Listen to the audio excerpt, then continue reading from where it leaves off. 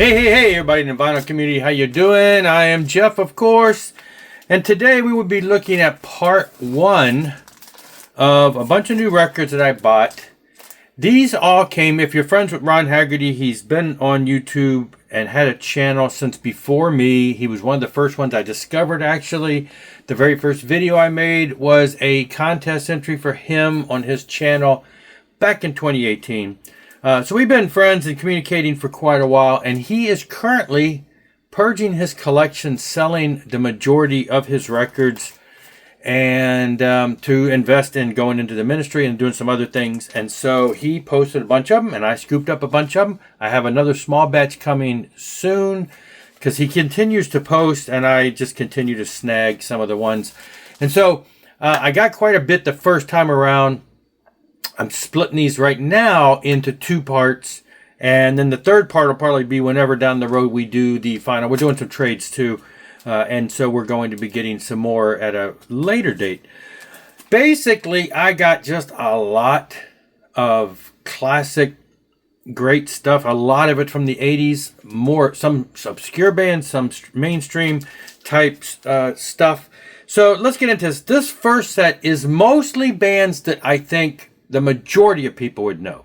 Second set that I'll show are the more slightly obscure, the smaller one-off hair bands and things like that. But anyway, some of these are the bands that are a little more known, like for instance Bruce Dickinson. Chemical Wedding, I have most of his stuff as they've been reissuing it on vinyl. This is just one I had not picked up, and he had it, so I got it. Of course, this is a vinyl reissue from a handful of years after the fact.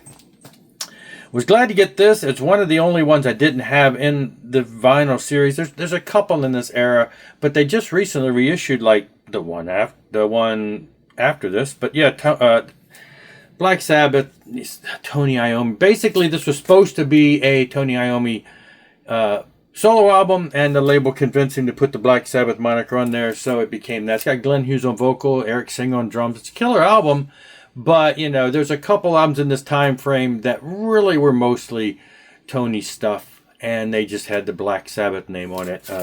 They were different singers, different lineups, things like that. So, great album. Was glad to get that. I don't know if that one's been reissued, but I didn't have that. Of course, I just reissued the Eternal Idol, so I was glad to be able to get a copy of that. And then we got Strength of Steel by Anvil.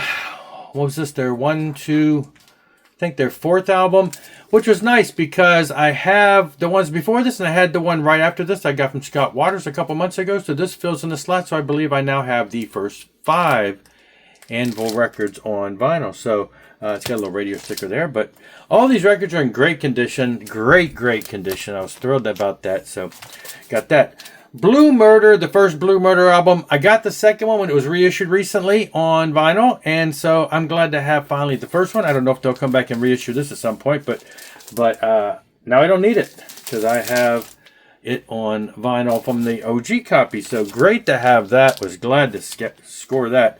The 4th one by White Line, Main Attraction. I had the first 3, and I think, no. The 3rd one is a reissue, I believe, but the first 2 may have been OGs that I found over the years. This is a reissue on the Music on Vinyl reissue that came out not too long ago.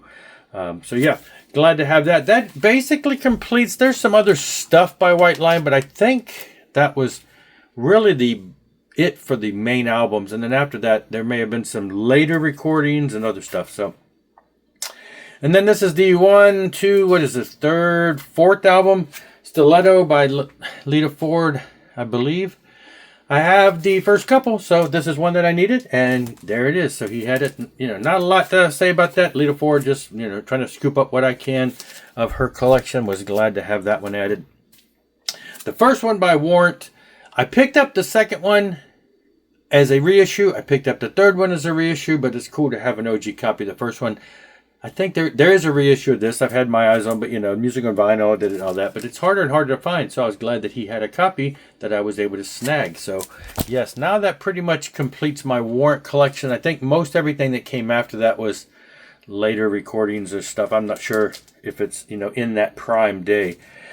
Blow My Fuse by Kix. Was glad to have this one. I still need a couple, and I think there's one other one in the third batch I'm getting from him. I think the Midnight Dynamite I have. So yeah, glad to have this, an OG copy of this. Is this one of the ones they reissued? I know they reissued one or two of them recently, but anyway, glad to have this as a original. And look at that, it was on sale for $3.99 at one point. You wouldn't touch it for that price these days. And then the second one, Rev It Up by Vixen. I picked up the first one not too many months ago, as a matter of fact. Finally found a copy of that. And so now I've got the second. And I think, wasn't this about it? And then like a handful of years later, 7-8 years later, they came back and did some stuff. And they've done some stuff since then. But as far as in their peak heyday, I believe, was it 2 or 3? Anyway, I'm glad to have this because I do have the first, so now I have the second key one there. And then we've got the first one from Europe, which is cool because I have the second and third and fourth. This is the first one. I'm not as familiar with it. I think I might have a digital copy of this, but of course this is early in the career, before they became hugely popular with Final Countdown. But I also got the, what did I say, fourth?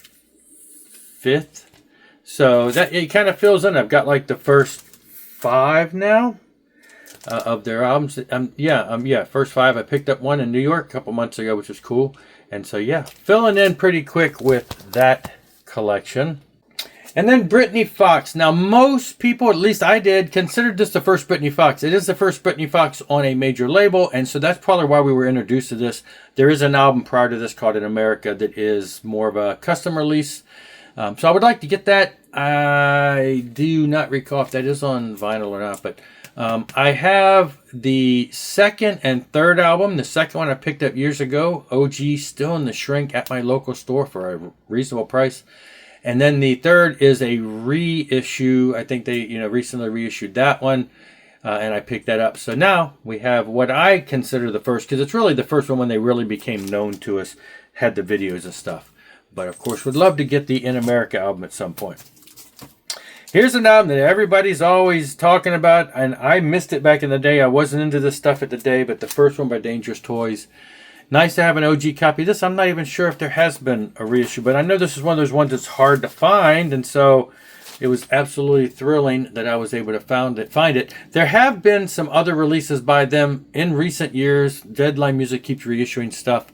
And I think I have one of the other albums, and there's like 2 or 3 more, and there's a new one that just came out, some kind of like demos or something. So some of their material's out there, but I think these first 2 albums by them are not as easy to find. At least I've never seen them, so I was glad to have that first one. Extermination by Raven. A lot of Raven stuff has been reissued. This is in those middle years where things were kind of... I don't think there was any vinyl going on. This was, forget the year. This one's like in the 2010s or whatever. And so I've been trying to pick these reissues up as possible as they run across my, eyesight. And so anyway, glad to get this one. I think at one point I actually had this on an order and something happened, or had it on my watch list and it disappeared. So glad to have that. Always cool to pick up some of the missing Raven stuff. And then these were cool because I have recently ran across 1 or 2 albums. You don't find these guys in the wild that much, but I had recently found, I think, 2 of their albums locally. And so, when you look online and try to buy these, they are really tend to be expensive depending on, where you're getting it from. But Sign of the Hammer by Manowar, I remember buying this album when it came out. This is their 3rd album, and I discovered them on their 2nd album. And then this came out when I had just joined the military. I remember I had the 12-inch single for All Men Play on 10. Used to play that to death. Then this album came out. Loved this album. And just had never been able to find a copy, just in the wild for, reasonable. So was so glad to get this. And then later, I think the next year, I know I had this when I was in the military and Hail to England. And so, yeah, these are 2 from the early years that I did have. I remember there's a song on here that's got some really evil sounding lyrics. I think it's Bridge of Death, that we used to we were like, oh, that's not nice. But anyway, overall, you know, Manowar, the early stuff, at least, you know, I really appreciate it. They tend to go on, and a lot of people look at them and they're kind of, you know, become kind of a cheesy feel to them.